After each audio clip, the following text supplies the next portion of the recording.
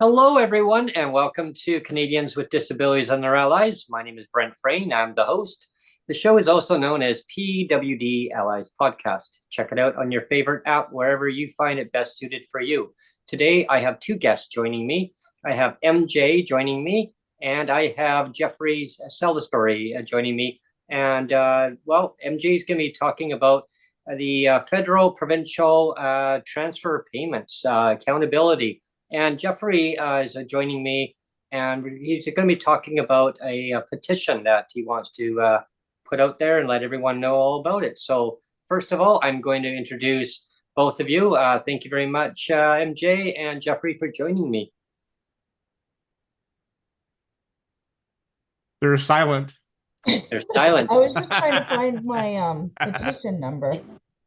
Okay, so I don't know about you guys, but when they came out with the insufficient CDB budget, and then they started putting it back on the provinces, it really made me angry, like so angry, because with the CDB around the corner, no province is going to give us any substantial increases. Like, why would they? Right? So, and then Randy Lemuro, which really drives me crazy in the House, mentioned about the social transfer payments to the provinces. And he's like, well, we do give them social transfer payments. And it got me thinking, like, I did not even know this. And so I'm like, well, what does he mean by that? So I started to try to call and ask questions, and nobody would tell me any answers. So I started a petition. And I may be way off, but from what the minimal I was told, I think I'm right on the money of what's going on. So I think the federal government is giving each province and territory money. I don't know if it's per capita, who's on disability, who's or what. But they're giving each province and territory a certain amount of money, which PWD is paid out of. And I want to know that the disabled people are getting their fair share, because there's lots of social programs. Who's to say we're even getting how much the federal government is giving them for us? And it makes sense that they're not, because why would every province and territory be a different amount? To me, that doesn't make any sense. No, it makes no sense. That's a very good question. Well, unless they do it by per capita, though, right? I mean, they could. No, because per capita it'd be the same amount, unless each province is also contributing an amount. Well, the funny thing is, the Yukon actually gets the most money, and the Yukon has less population than a small city in Ontario. That's true, yeah. This is right, yeah. So even this petition, I'm hoping, will give us some clarity and some accountability as to what's happening with this money. So what I'm doing is I've started a petition. I want the federal government to quit giving each province and territory their social transfer payment without them telling them what they're spending it on, how much is going to each program. And the petition is E4988. And so far, I've only got 362 signatures. And I think a lot of the problem is it's sponsored by Conservative, who is my MP in my area. And it's got nothing to do with the petition who's sponsoring it. So I just wanted people to know that. And I hope people will sign it and share it, because we need to, like, why wouldn't you want to know if you're getting screwed? Yeah. So the whole thing is based on transparency. You want more transparency in government. Can you repeat that number again, just for the people that are going to be viewing this back later? It was E4988. Okay. And it's going to collect signatures all summer long.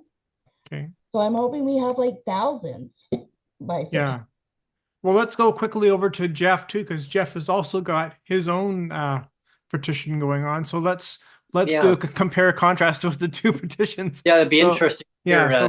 So let's go ahead, Jeff, and you can introduce yours as well. Mine's going to be E5035. It's not open yet. It should be open tomorrow or Wednesday. It's just waiting on the translation to be done in French. Okay. Mine will be asking for several things. First, it's going to be asking to fast track Bill C-403, which was introduced last week by the NDP, which would make it so that if you get a provincial benefit like ODSP or PWD, that you would automatically qualify for the disability tax credit, which in turn would automatically qualify you for the Canada Disability Benefit or RDSP accounts. So the second thing it's asking for is to bring the amount, the piddly little $200, up to the amount of GIS, which is about $1,000. Yeah, yeah. And that's kind of what they promised. They said that it would be modeled after GIS. So I'm wondering why they didn't model the most important part after it, the money. Yeah, there's quite a dollar difference there. I mean, 200 or 1,000. That's like a lot. They advertised it as transformative, life-changing, transformative amount. Historical. Yes. $200. But only to 40%. Yeah. A very small amount.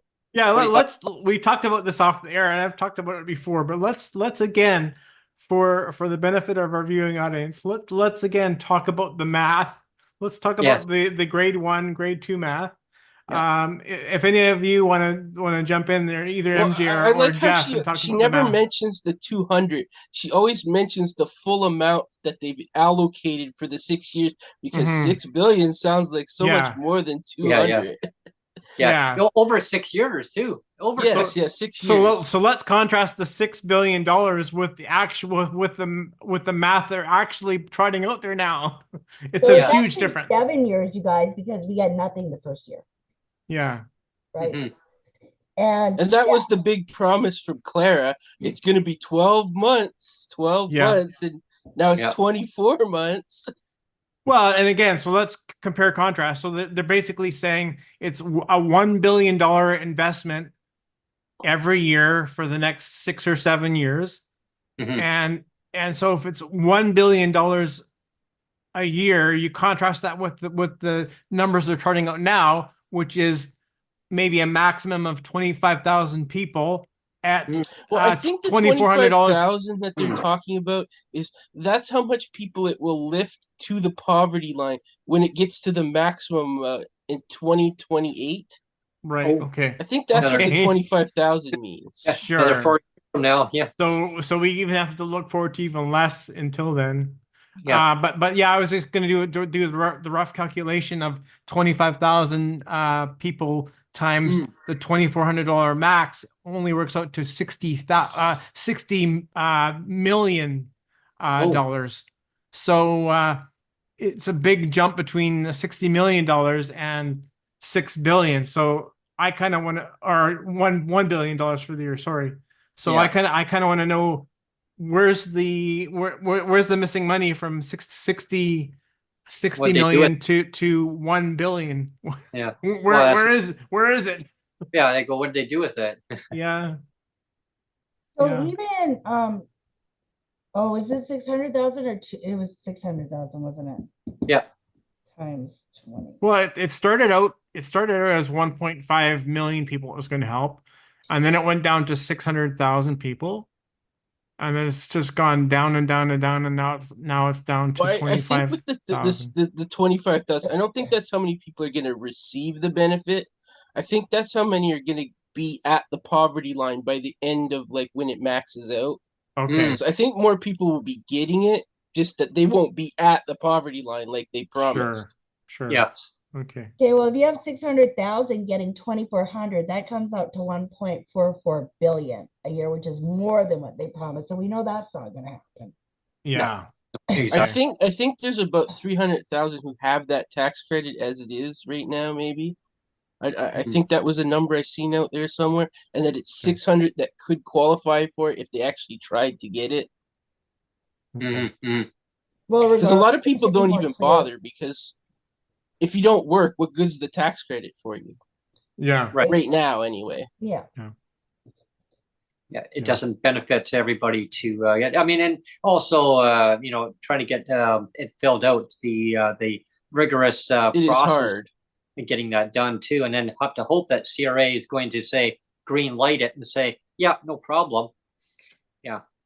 But the other thing you've talked about before too, Brent, is you know, it's good that the NDP has come out and they're wanting to you know, get rid of the stumbling block that is the DTC.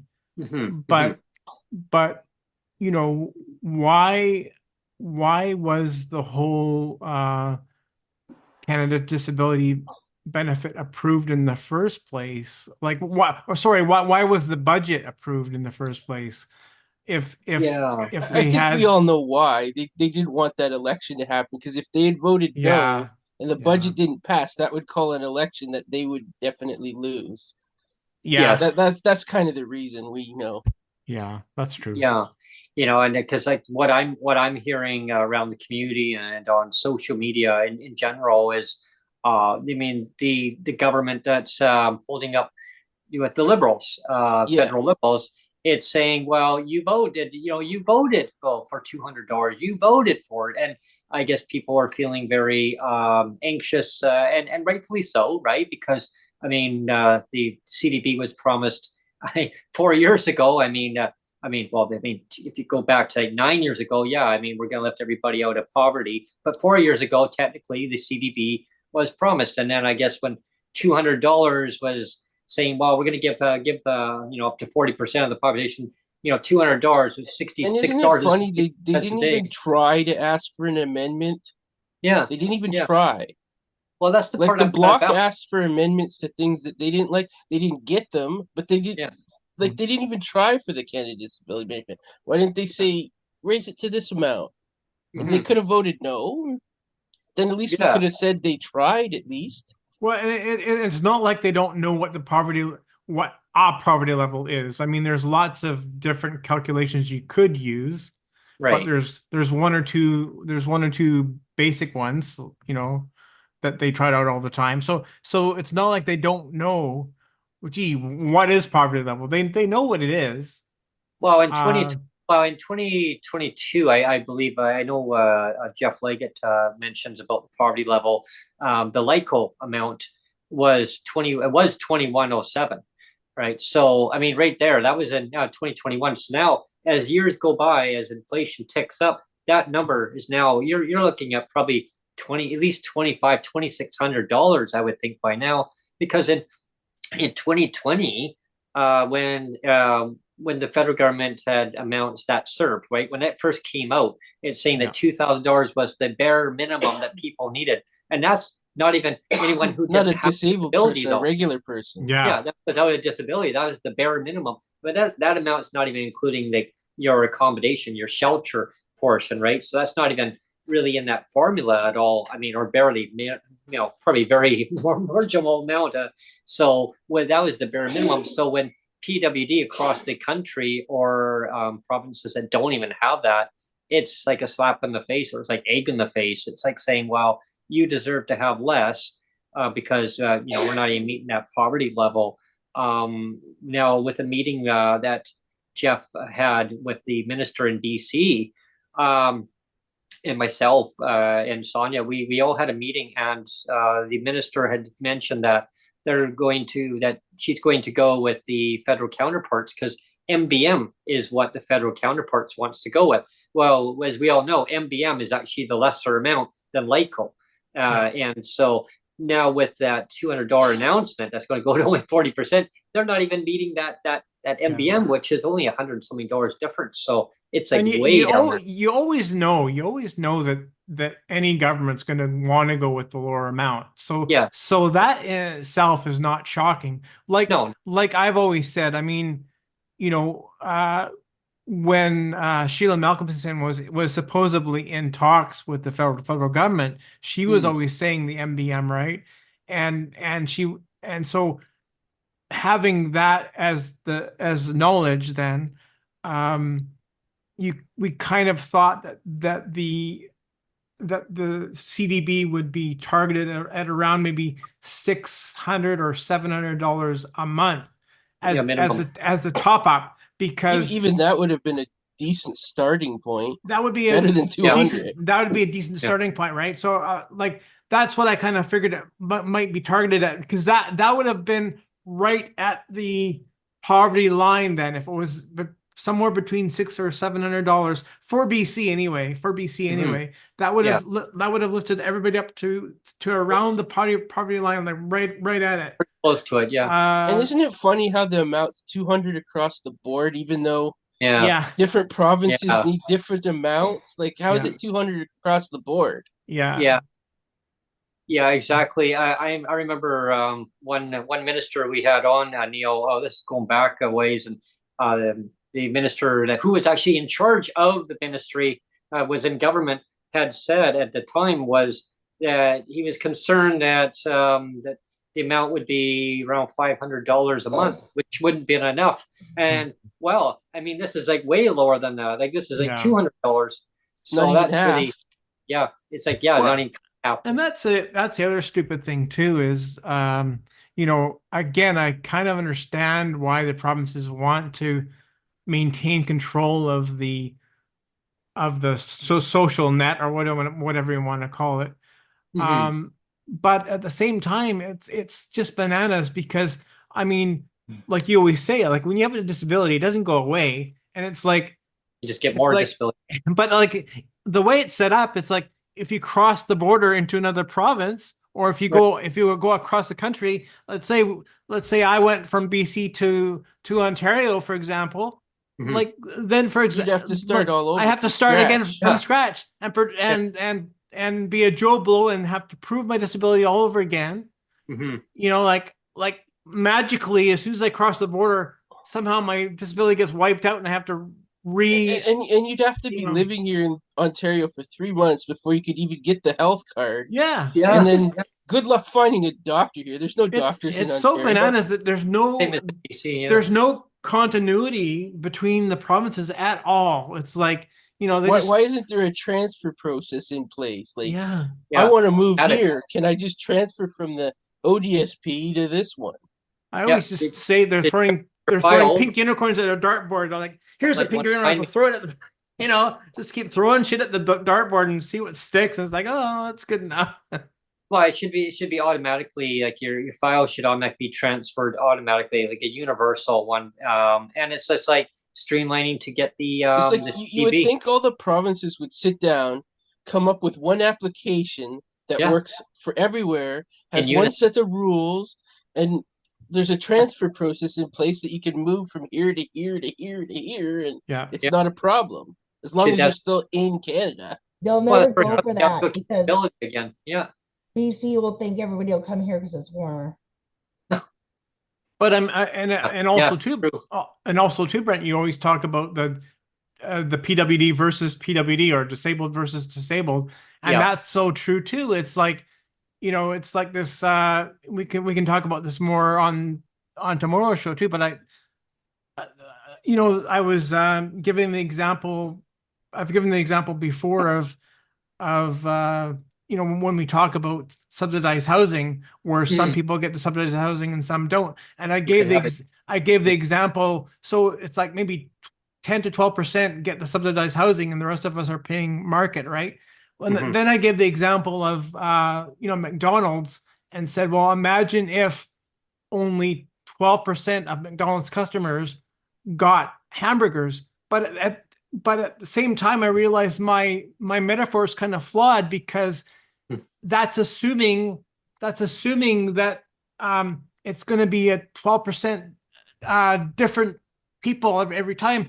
In actual fact, the governments are targeting the same. It's the same 10 to 12% are getting the reward. Yeah, same customers. It's the same customers getting the hamburgers all the time. Yeah, and it's the same 90 or 88 to 90% getting screwed every time. So it's like, if you're this kind of the I don't know if you want to even call that the elite part of the disabled. If you're in the elite part of the disabled of the 10%, you get your hamburger, or you get your subsidized housing. But if you're in the crap part of the disabled of the other 90%, you don't get your hamburger all the time. You never get your hamburger, and you'll never get your subsidized housing. So that's the true metaphor, and that just sucks. and that's not anywhere close to good government policy. I'm sorry, it's the cluster beep.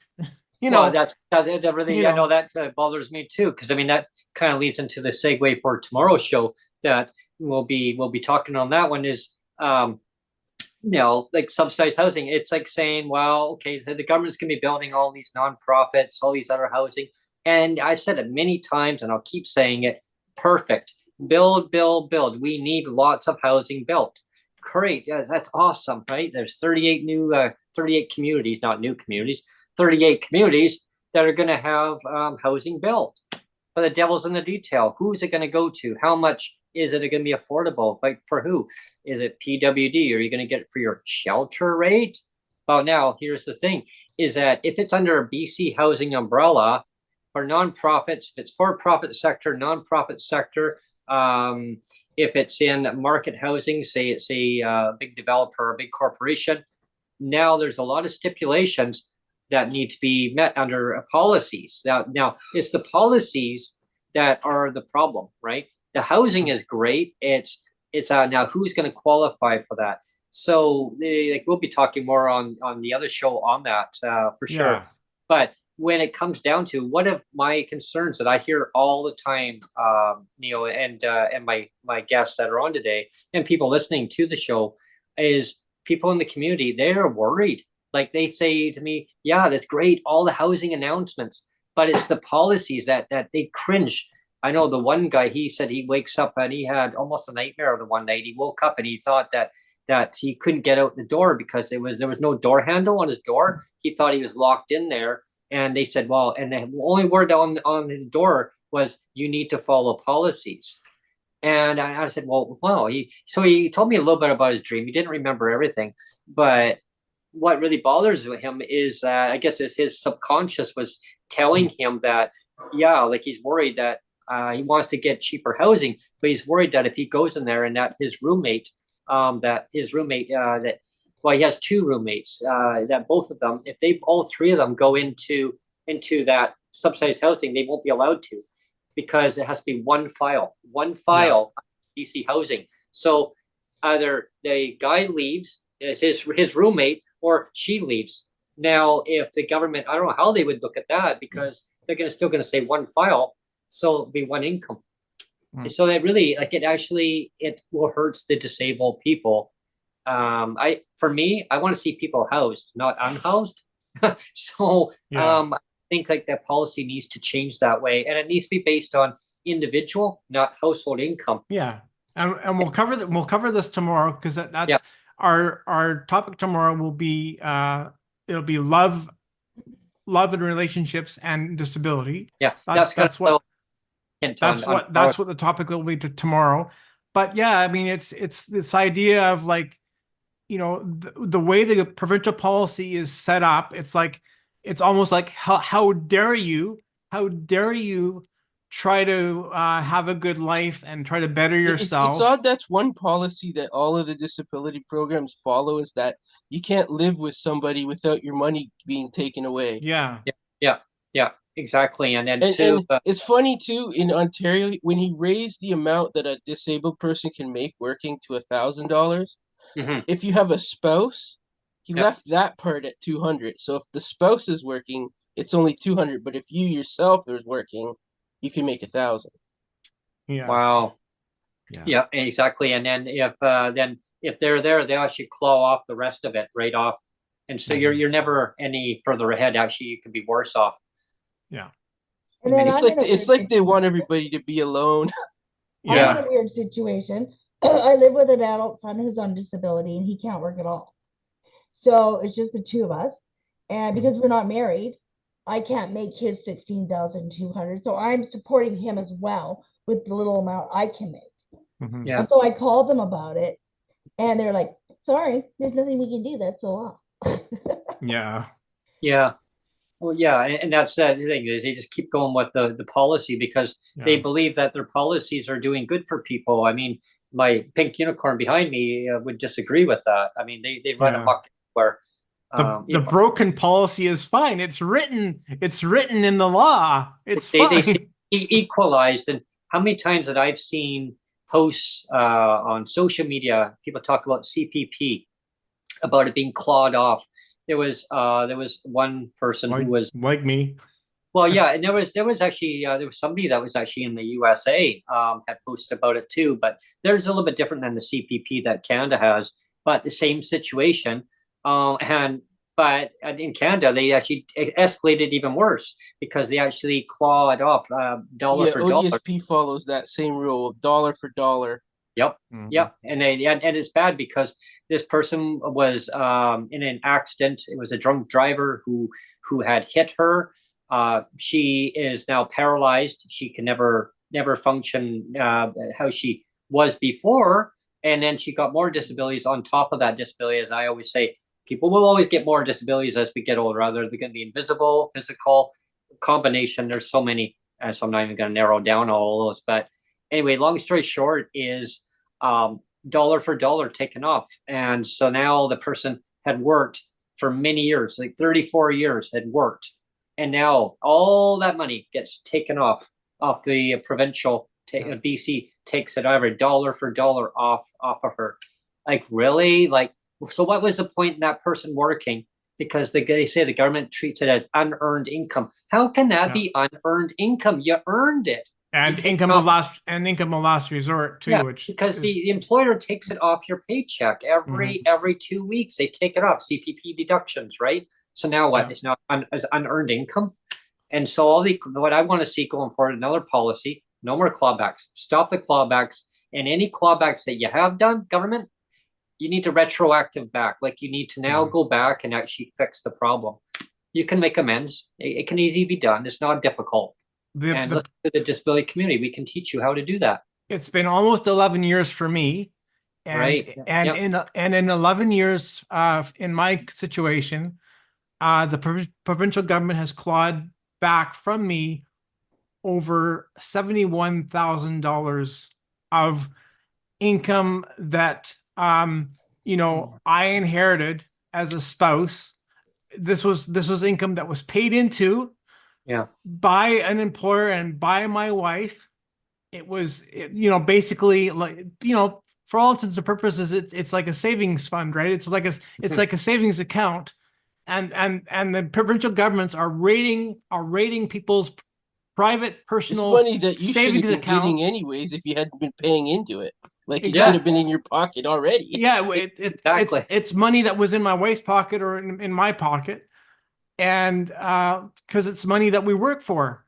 But for some reason, it gets turned into a CPP, and then the government says, the provincial government says, "Oh, it's our money now. You didn't work for it. The employers didn't pay into it. You didn't pay into it. Too bad." Wow. In order for our provincial policies to make sense, our disability policies to make sense, all of the policies need to focus on the fact that the reason for their existence is to support a disability, right? That's what not to line the pockets of the government. Yeah, I mean, exactly. but what I was going to say is, like, the PWD assistance here in BC and in Ontario it's called ODSP, right? But here it's called BC is called the PW income assistance. The reason for that is because we have disabilities, so that amount should be set aside because we have disabilities, right? It shouldn't magically disappear once my wife dies, and it's like, oh well, now that your wife died, you're getting all this money, now. So now your disability doesn't matter anymore. That's not how the policy should work. The policy should be, if you have a disability, here's the amount for we're going to accept the fact that you have a disability, and here's an amount for your disability. If you get any other income, who cares? This is the amount that we're giving to you because you have a disability, and that's end of story, right? And not all this thing of like, well, because this shit happened to you now, sorry, we're going to claw this off you now. It's just so stupid. MJ, like way back in the mid 1990s, go back in the time machine, Yeah, Dr. Brown, I borrowed your time machine. Thank you very much. Go back in time here. Marty will drive it. Anyway, I'm just trying to be funny here, but so we go back into the early 1990s, just for a moment in time, and Neil knows where I'm going to go with this one, I'm sure. So in BC, persons with disabilities had a pension. It used to be a pension, just like seniors. They have their GIS site. I mean, guaranteed income supplement. So it was a pension, and then all of a sudden, Pink Unicorn came along. They just started growing, and they just started multiplying, and basically that pension just disappeared. It got turned upside down into the income of last resort, means tested, just like regular welfare. Now, because the rates haven't been kept up with inflation, the buying power now, it's like it seems like welfare. I did a segment just the other day in the grocery store. We were looking for milk, and Sonia said, "Well, it feels like welfare." And I was like, "Well, yeah, well, no, it's disability." She goes, "Well, it feels like welfare because it's way all the same. It's all the same." And then it kind of stems back to about accountability of saying, well, where are these transfer payments going? Like the rates should be no less than, I mean, by now, I mean, they should be way up. I mean, no less than poverty level, whatever that poverty line is, because it keeps changing, right? But the standard of living is what I want to call it, the standard of living. Because people put the money back into the economy. You give them the money, they're going to put it back in the economy in general. So yeah, like I kind of wonder, like, is it going to like food programs, like like food banks? Is it going to I don't know where it's going to. That's why I'm kind of wondering too. And so I'm glad that you brought that topic up because it's so important. There, I lost you. Yeah. So I wanted to bring some things up with the social transfer accountability stuff. Okay, so there's 144,000 approximately people on disability in British Columbia. I want to find that quote. Just give me a second here.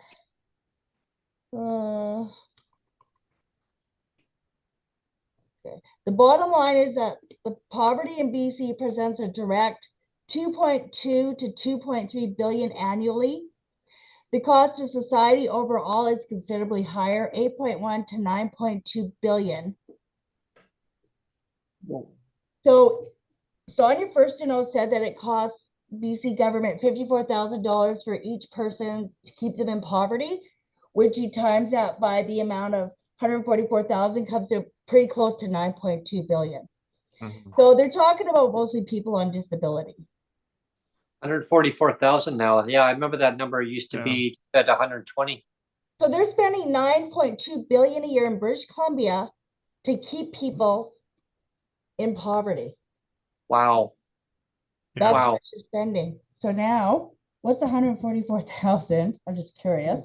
Times, what do we get? 1535? 221 million. You opt out of the bus pass, yeah. 221 million, that's it? 221 million. Wow, that's like peanuts. That's a month. Sorry, that's a month. A month. Okay, well, that's still peanuts. 2.6 billion. So 92 minus 26, they're spending about 6.8 billion more taxpayer dollars to keep us in poverty. If they would just bring us up to the poverty line, they would save all that money. Yeah. Oh my God. Yeah. And the other thing I wanted to mention, here's just a few ways that they spend money to keep us in poverty. Shelters, food banks, safer programs for seniors, because seniors are supposed to be the federal government responsibility. Seniors going into homes because they can't afford rent. This is happening. Costs associated with increased crime, lawyers, court costs, police officers, incarceration stays, security, increased costs to the medical system, doctors, ambulances, hospital stays, nurses, cleaning staff, the lab costs if they have to take a blood sample, social workers, and I'm sure there's so many more. But these are all ways that they're spending money with that 9.2 billion that they wouldn't have to if they would just bring us up to the poverty line. And this is the stuff we need to make known to the general public, because on the news this morning, I heard how every mentally ill person in British Columbia is drug addicted. Like, that's the other thing. It's the stigma. Yeah. Right? And it's government who's feeding that stigma. Yeah. Wow. Yeah, it's just the idea that you know, PWD is just another one of the problem child, you know. We just get lumped in with, it's another problem child for the provincial government, you know. It's like, you know, and it's just stupid. So that's why I want to know, because the social transfer payment from the federal government is going to pay for a lot of these programs, including PWD. And I want to know how they can justify that. And that's why my petition's there. And I really hope people start signing it, because it's kind of like dead in the water. No one's signing it. We'll get it pumped out there. Send me the link and I will again, and I'll put it out there. Well, talking about accountability, this is getting a little bit off topic, but not really. But I think accountability is huge, though. So this is why I'm broaching the topic here. Do you remember when Gordon Campbell became premier here in BC? It was in the 2000s, right? It was 2000 or 2001. 2001. That's when he became premier, and it was a big thing. Like they advertised, it was the BC Liberals. They advertised, they were proud of the fact almost, because what they would do is they would have their question period and stuff in front of the cameras. Remember, they would do all of their legislative stuff in front of the cameras, and then like Gordon Campbell and other insiders would actually say, after that was done, they would go away in a separate room and actually talk about, you know, business for real. Like, it was almost like the whole legislature stuff was just dog and pony show stuff, and it's like, you know, whatever was decided in the legislature and the question period, that was all just like smoke and mirrors, like dog and pony stuff. And like, we're gonna go in our secret back room and actually hammer out, you know, what we really want to do as a party, and screw everybody else in the legislature. And I mean, I remember that was a thing, and they were actually proud of the fact that they were doing that.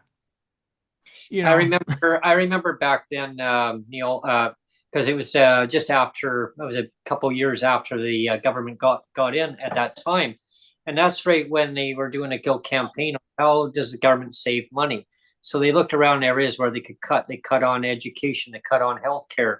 They cut persons with disabilities. They started going through files and saying, "Wow, let's see who we can reassess and who we can start saving money on." They started going through. I know. I was one of them. I was one of them. It backfired on them. And my doctor was fuming, pissed. He says, "Did your disability go away, Brent?" Like, no. Then why are they wasting my time?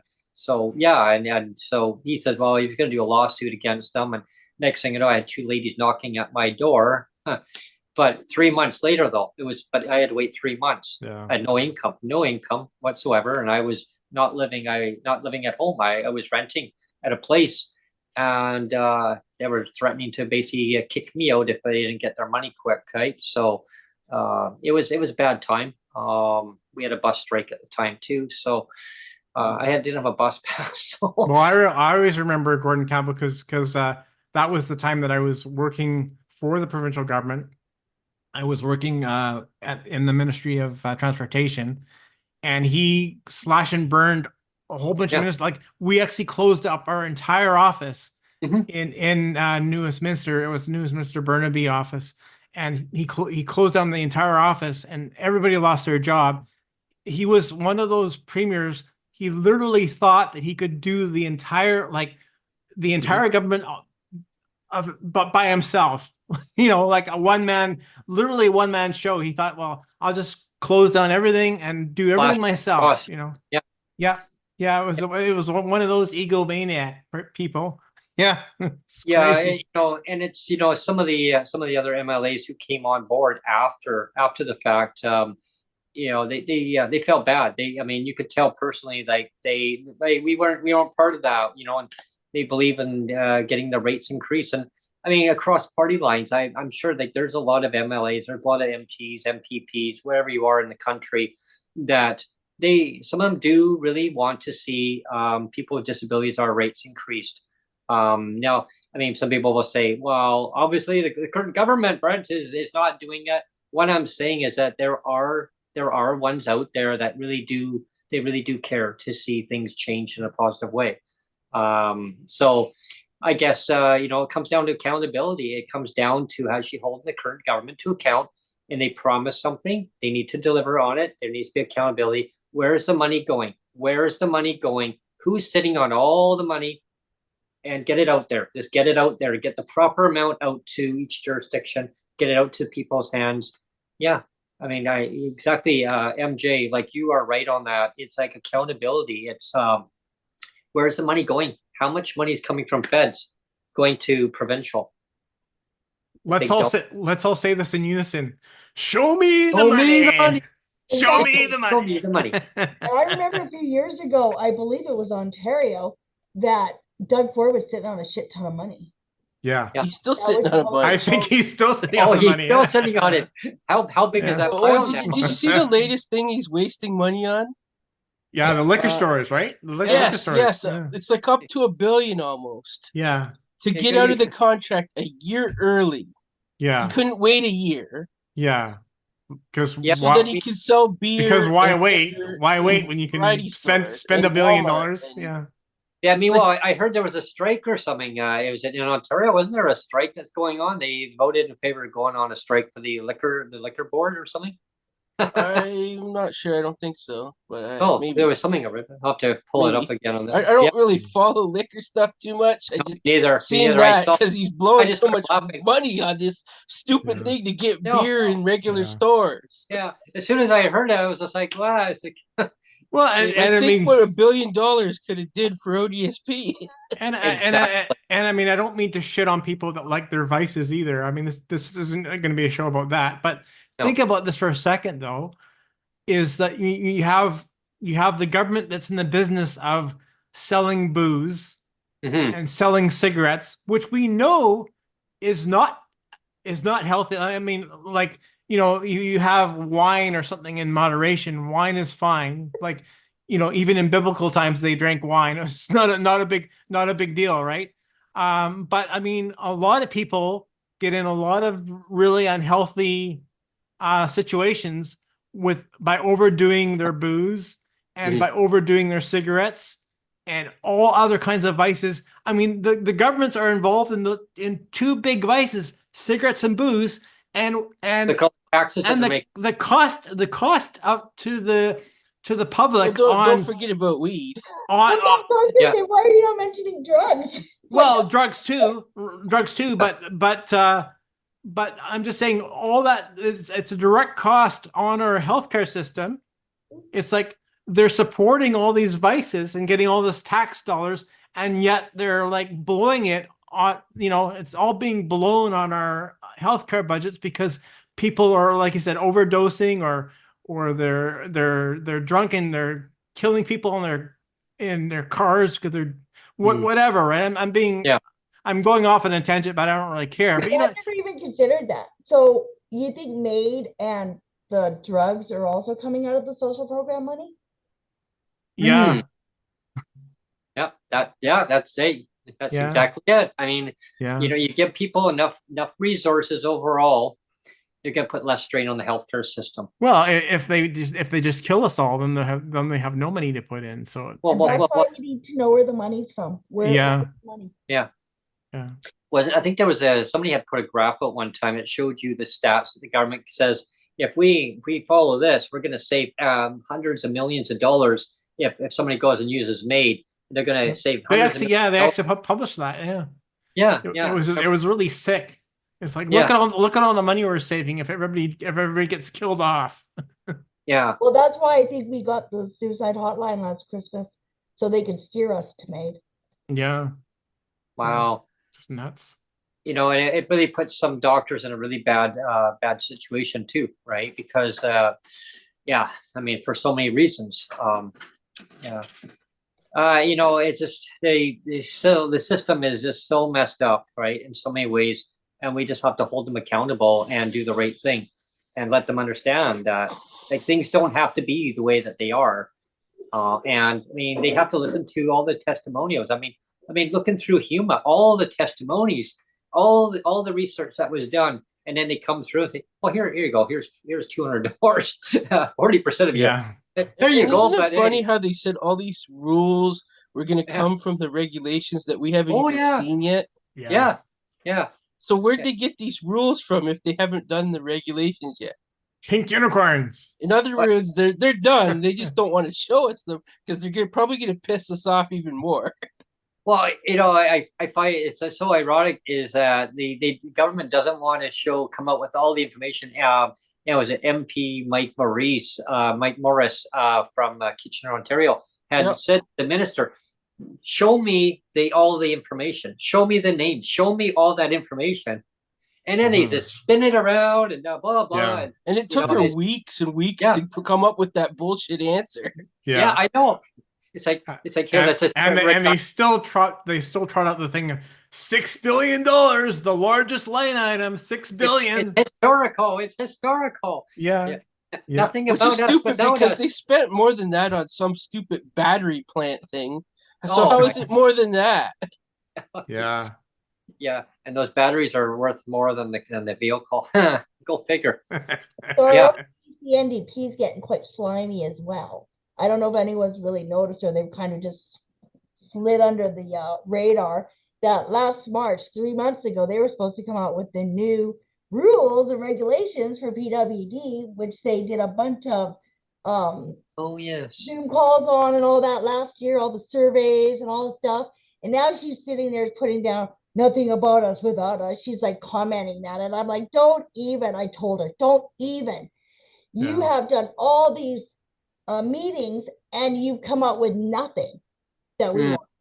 Nothing. Like, I think Clara had promised to have those draft regulations out by February.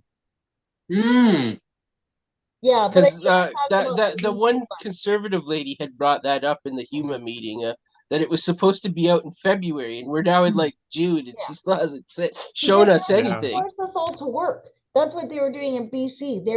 They did their little C-69 bill thing, and Sonia Firstino called them out about how it says that all we're going to be accountable to doing a working, whatever they called it, I can't remember. Checking if you can work or not. And then all of a sudden she doesn't come up with the new rules and regulations. They've been delayed. Yeah. Yeah. There was a bill in BC, there's a bill 7 that came out. Yeah. And I know that there was one of the members of opposition and somebody within the actual current government that used to be the minister for what Sheila is doing now had said, there's a lot of information in there that needs to be changed. And wow, I thought interesting, right? And I said, well, there's many PWD that can't work or they're very limited on what you can do. And I said, but the other minister had mentioned to us that, oh no, they're going to be forcing every PWD to go to work. And so those two have always got knockerheads, right? The opposition government there, and the other minister was there, and I was right there, and I went, yeah, you guys, like, okay, like, what is it? They're like, well, technically, no, it is, but it isn't. I go, what do you mean it is and it isn't? Well, the fact is that the regulations are there, but they're not enforced. Well, I mean, so then that option is still there, right? That option is still there to try and push people, because I mean, any future government could then go and amend that and actually change it and make it a regulation. Again, there needs to be accountability. There needs to be something that states that any government going forward needs to follow a certain standard, and that standard, it just needs to be met. And listening to lived experience stories, listening to what people are telling them what they want.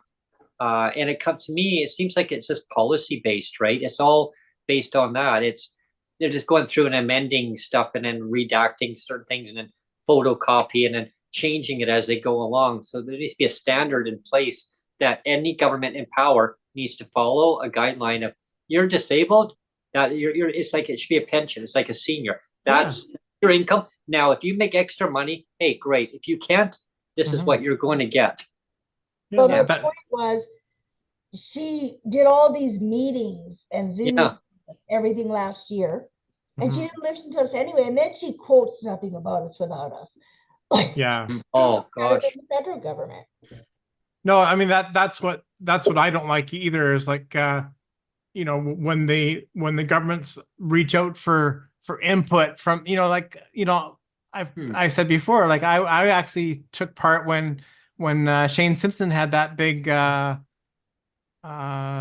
you know, public forum to seek input on the new BC accessibility plan, remember? Right, I remember that. And I took part in that. But it was so orchestrated to begin with. There was really no input per se. It was like, if you went off book, whatever they provided in the pamphlet, it was like, you know, don't talk about rates, only talk about what's in the pamphlet. You know, don't talk about rates, increasing the rates. And it's like, you know, so they can say that they want input, but again, if we go back to the CDB example, I mean, the federal government got tons of input from the disabled community, Oh, tons, and yes. and like a shitload. Oh, yeah. And tell me where that input is now. Like, who from the disabled community asked for $200?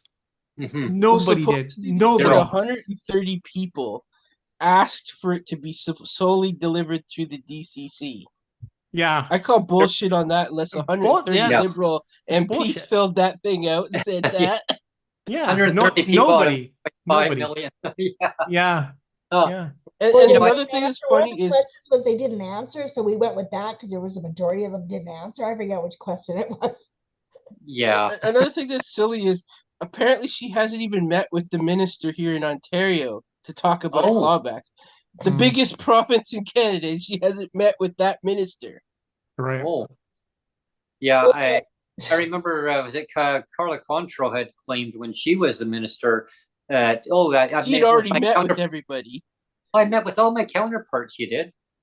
Well, then why is it not on? Why wasn't But on that list of who she's met with that she gave the mic, Ontario isn't on that list. No, and there was a blank and page. She's not meeting with PEI until this month, supposedly.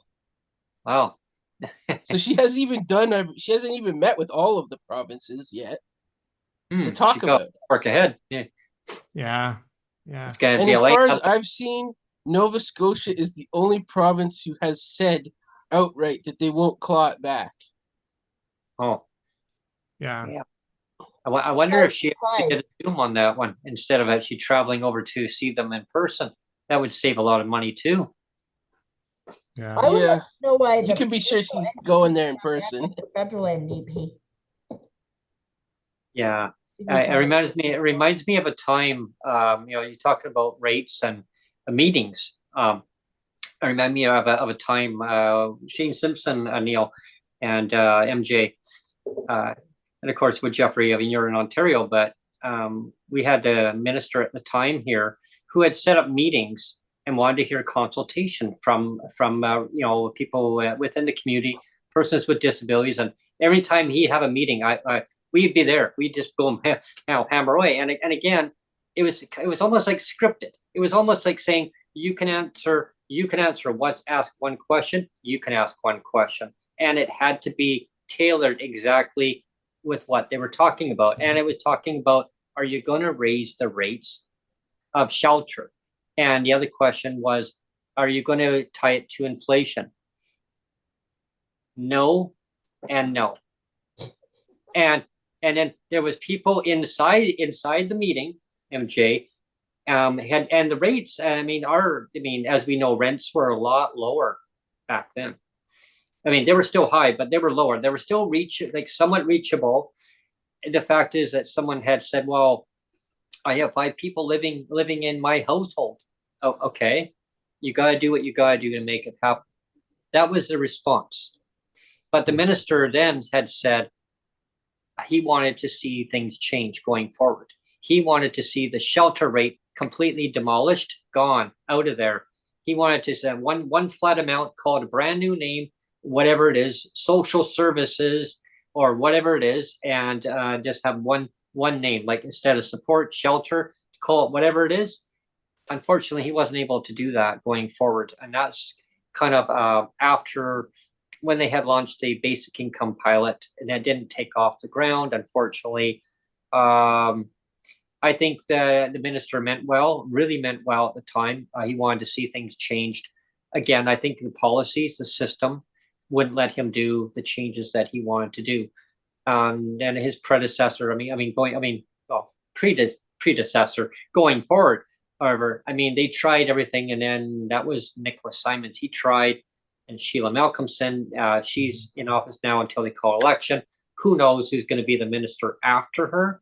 I can guarantee she won't be, because they always change the ministers as they go forward, right? Yeah. I keep telling her days are numbered. Bye bye. It's like, well, yeah. I don't Yeah. envy anybody. I don't envy anybody in that position, because it's kind of the file where everybody goes to die. Once you take on that file, it's like, your lifespan in that role is not very high, right? Well, we know that. Lie though. They don't have to lie. Yeah. You want to see a bit more truth there for sure. Yeah. Well, yeah. It's funny. The minister who was in charge of social services here before the current one was actually a doctor. Right. Yes. So it's like, you're a doctor and you're willing to stand by and let people starve. Yeah. And you're a doctor. do no harm. Yeah. Yes. Yeah. Let's don't put strain on the medical system. No. We got to raise the rates. Well, I'm a doctor, but the repercussions, what happens. Yeah, go figure. As long as I get my paycheck, I can look the other way.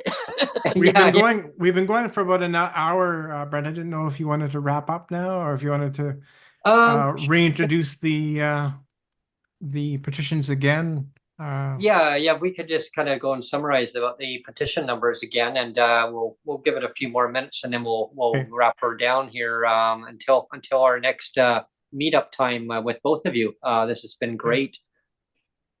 Yeah, so I'll start with you, MJ. Your petition number. So the petition's E4988, and it will be running all summer, and it's so the provinces have to give the federal government accountability as to how they spend the social transfer money that they get from the federal government, which I believe is where the PWD money comes from. So please sign and share all summer. Okay. And then Awesome, Jeff. awesome. So mine's a E5035. It should be open either tomorrow or probably Wednesday. Just waiting on the French translation. Should be open until October, around the 15th, I think. And it's asking to fast track Bill C403 to make it automatic to get the disability tax credit if you have a provincial benefit, to raise the Canada Disability Benefit to match what the GIS is, to take into account individuals' income, not families' income, and to get rid of the canceling it at 65 part. Right. Yeah. Right, because disabilities don't end at 65. There's no to stop saying that. Okay, well, your disability is now gone. So it's magic. Hey, it's like a unicorn. It's just poof. And because we're mentioning petitions, I wanted to bring up Mike Maurice's petition that expires on Saturday, I believe it is. Right, yes. Petition E4993, and it's to fully fund the CDB to elevate all Canadians with disability out of poverty, moving with the urgency seen with the measures such as the CERB. Ensure that the enrollment has nothing to do with the DTC, and that it's based on individual income, not household income. What's the other? Payback payments. Provide back payment eligible to CDB recipients to the time of royal assent. Protect CBD recipients from private insurance and government clawbacks. Yeah, exactly. It's like the theme that we've been talking about. It's making sure that the DTC is not a requirement, a stumbling block. And that was what Mike Maurice had. In HUMA, they actually had agreed with him that yes, we agree. And he was so proud. Every advocate that went there said, don't just use that. You need to have multiple qualifiers. Yeah. It's not a problem that there are DCCs in there. Just Yeah. that Yeah. it shouldn't just be the DTC. Yeah, Yeah. it should be to qualify for it, and the part that really makes me mad, which I'm sure Mike must have been just foaming at the mouth because they agreed with him, saying yeah, no problem. And what did they do? They do I guess the opposite. problem is that the people that were agreeing with it aren't the people that actually got to make the decision on it. Yeah. Go figure. Yeah. Thanks for your input, but we'll do something else now. Yeah. Question. Yeah. I'm not going to mention a name, but you have a lawyer on here sometimes. Have you ever asked that lawyer about like maybe why there's never any law, any suing the government for what they're doing to the PWD people? Like human rights violations? Well, I can tell you that I have actually tried to seek a lawyer. This is going back maybe, I don't know, probably 5 years ago now. Because I've tried to do I think it's four big human rights complaints through the tribunal, and I failed each time. I tried to reach out to lawyers, and when I did that and tried to explain my case of like this is discriminatory, these clawbacks, their response right away was, "Go away, Neil. Stop talking, Neil." And this is the same. I should say, like this is the class lawyers that were responsible. Remember for back in it was 29. Oh, actually no, it was sorry, it was 2015. 2015. The class lawyers for the child. It was when the BC Liberals were still in power, and it was for the remember the child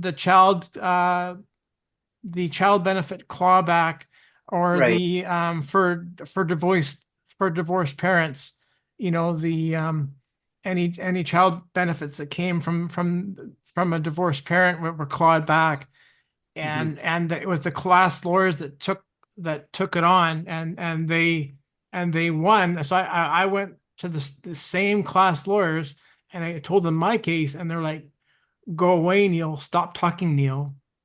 Oh. And yeah, so Why? I don't know. Yeah. Like I don't know, but it's crazy. It's crazy. I know you can't do a human rights lawsuit without being approved by the human rights. So because you weren't approved, maybe that's why. But I mean, Yeah. why can't you guys ask that lawyer if she knows of a way or somebody who might start a lawsuit just on the rates? Yeah. Nothing else, just the rates. Just the rates. Yeah. Poverty. If she has any advice. Well, and I mean, again, to go back to like the main sticking point that I've always had is like, if you were to tie disability payments, support payments, to the fact that a person has a disability, and have that be the only criteria, it's like, if you have a disability, you're entitled to X, and that's it. There's no like gray area of like, well, if this happens, then we'll cut you off. If this happens, it's like, if you have a disability, you're entitled to X. So basically make it a pension. Well, like, if you have a disability, you're entitled to this amount, and there's no gray area, there's no ifs, ands, or buts. You get this because you have a disability, you get this, and end of story, and make it that. Because then, you know what? Then it's a fair system, because then there's no like disabled versus disabled of you deserve a this, and you deserve that, you deserve this, and you deserve that. A stratification. You deserve a bus pass, but you don't. Yeah. All these little stupid rules of rewards and punishments of like, well, this group of PWD deserve a reward, and this group of PWD deserve a punishment of a clawback. I know here in Ontario, there's actually 2 lawsuits going on right now. There's one on Doug Ford canceling the UBI pilot because the Liberals, before he got in, had started a pilot program for UBI, which was going to pay like $1,900 a month, and there was like 4,000 people receiving it, I guess.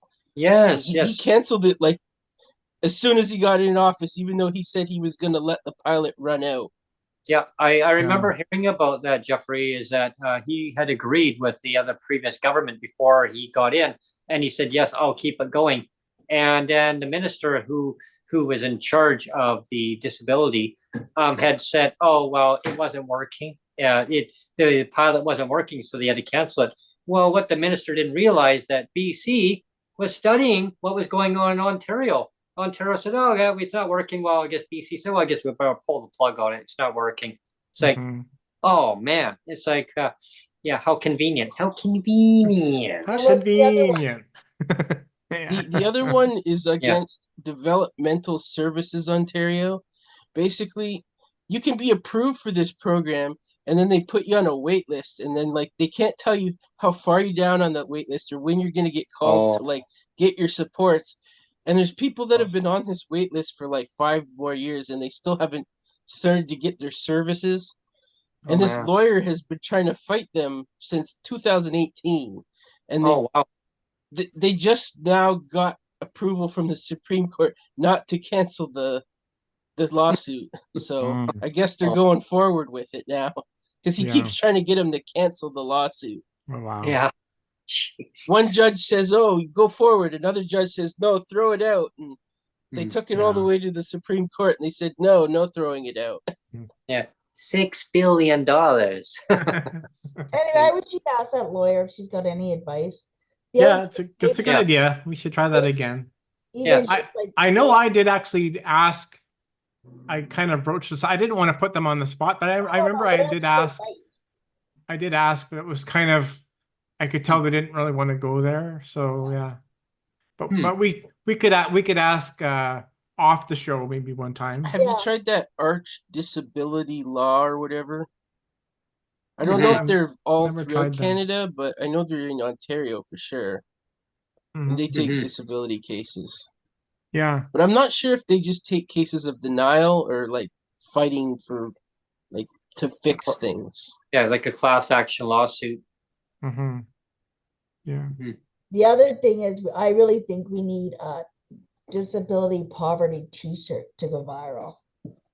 Yeah. But I don't know anybody who would sponsor that. Your face, Brent, on a t-shirt. Yeah. There we go.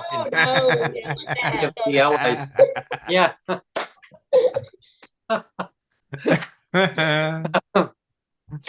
That Indigenous t-shirt that really worked for them, and that's what we need to happen. We need people to get rid of this stigma that we're all drug addicts. Yeah. I don't know. I don't even know when the last time I heard them ever say the word physically disabled. Yeah, I know. I haven't either.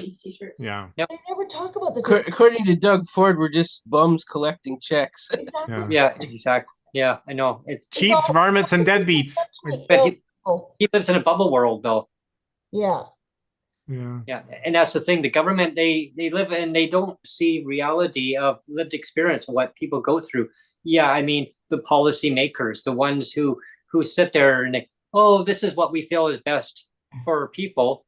And now there's a lot of advocacy groups out there too that are really upset because now the government didn't do with what they said they were going to do, and some of them are going, disability without poverty, like yeah. Some of them are going, oh boy, I don't know how naive they can be. Like I saw this coming a long time ago. Me too. Yeah. Me too. Yeah, I saw it too. Yeah. I saw there was writing on the wall quite a while ago. I was in contact with a few people from a couple of the organizations, and the one that you mentioned, MJ, and I said the same thing. The government's got to get this right. I don't know, like who is at their table, but I said I'm hearing numbers really should have been in the legislation. Yep.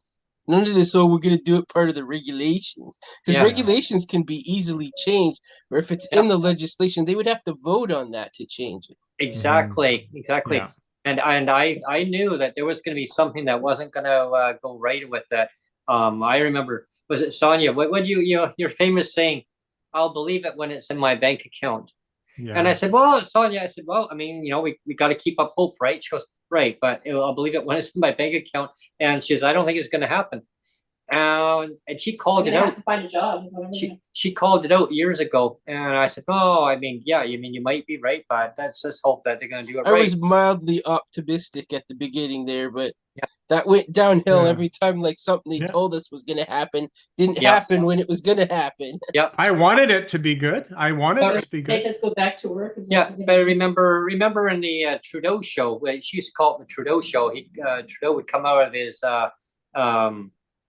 little retreat area every morning, right? You see on the news hour, he'd be coming out of his cottage, and he would basically give an announcement saying, "Okay, so we're going to be giving out CERB." And the people on the last of the comments with people with disabilities. So when he gave me that indication, I thought, well, okay, so the help's going to be coming out. And that's when Carla Quantrill, we go back memory lane, Carla Quantrill introduced that Bill C-35 way back when. And the next day, boom, snap election. Mhm. It got introduced in the House, first reading, and then it collapsed. Mhm. And then, we have to go back to the drawing board. So that Bill C-35, it died. That They was had it. a whole nother year where they could have worked Yeah. on it, improved it. And what did they do? They introduced the exact same bill with no improvements, nothing. Yeah. No, they Yeah. just give it a new paint job, a new number. That's it. Yeah. What Yeah. about CDB coming into force? They Yeah. actually going to wait till the very last minute on Saturday. Yeah, exactly. And then That's the whole DWP right there. yeah, and then there's a disability emergency response benefit. But then the finance minister says, "Oh, well, we can't do everything if we come out with dirt." So Then that people- reminds me, there was one other thing I wanted to mention on here today. Yeah. I would really love it if a lot of us hit them with a petition in September. Jeffrey told me we can have them started all throughout the summer. If we can get 50 people even to start a petition, collect 500 signatures, that is it, and have them presented in September, all at the same time, right before the fall economic statement. Yeah. Oh, yeah. One of them to be DERB again, because they kept Yep. using excuse that nothing about us without us. Well, they've proven they're not doing that. So let's give us DERB. Well, the excuse on the finance minister was, "Oh, well, if we give DERB, then it's going to delay the Canada disability benefit." But you already did that. They already delayed it. So we need another DERB one, and we need people to start petitions. Yeah. And you only need 5 idea. supporters to start a petition It's and really an MP to support it. And even if your MP doesn't agree with it, he has to support it. That's the rules. and that's why I have a conservative supporting mine. Right. Yeah. That'd be something to Or work even on. you two. Could you two start one of them being DERB? Yeah. And Okay. maybe Sonia, I don't see you there. Sonia, Show me the money. Come on, here, Sonia. will you start a petition? They need to be presented in September, so just make them for like 60 days. Get 500 signatures, that's all you gotta do. And they're super easy. Do you guys know how to start one? There's that one website, right? Yeah, so you go into our comments, it says create a web, create. And you can look at previous ones to outline what you want to say, like go to previous CDs. You could take ours and reword it. It does. It just has to be slightly different. Oh yeah. But I really like another DERB one coming out in September, and you can only do one at a time. And Jeffrey and I both have one going already. Yeah. Okay. Yeah, we'll work on that. I'll get it going. But I'll all talk your to you guys. people, all your panelists that are normally on here, That's all right. of them, can they please do Get them to. We'll call it the PWD We'll make Allies them petition. swamped with petitions. That's what we All want. about the Canada Disability Benefit. I'd love to see them hit with 50 in September. Yeah, 50 target. We have to be a pain in their butts. It's the only way they're going to. How about 6 million billion? That'd be better, but I don't see that happening. No, I know. Yeah. No, I think that it is doable. It is doable. I think we just have to just get it done. Just Jeff Leggett, get him to do one. There you go. yeah, exactly. Yeah, I always say, what is If that you line? need somebody to be Just one do of the it. 5 supporters, you can message me. I'll be one. There you go. See, we've already got some already lined up. Right here. Yeah. No, exactly. I I want to thank both of you for coming on today. This has been great, and definitely we'll do a follow up very soon, and we'll get that new petition made up and get it out there. And we should say we did have some technical issues today. Yeah, which is why it's releasing later as a non-live segment. Is something to do with the Google today. I don't know what's going on. Google just didn't want to cooperate. But Google did not want me to launch live today, so no. If I was a conspiracy theorist, I'd say Trudeau doesn't want people to hear what we got to say. maybe. No. Yeah. But here's the card, and you want to reach out, and definitely we'll get you all set up. If you want to be a sponsor, you want to come on the show, definitely make sure this is straight. There we are. Yeah. I look forward to signing all your petitions. and reach out. Yeah. And we'll get it all lined up for petitions. And Derb is the word. Yeah, that's it. Yeah. Okay, so one of you two do a Derb one? Yes. Okay. Sure. Yeah. Yeah. We'll get it going. Okay, awesome. Yeah. Cheers, everyone. Yeah. Cheers. Thank you. Bye. Okay. Bye-bye. Okay, See bye. you later.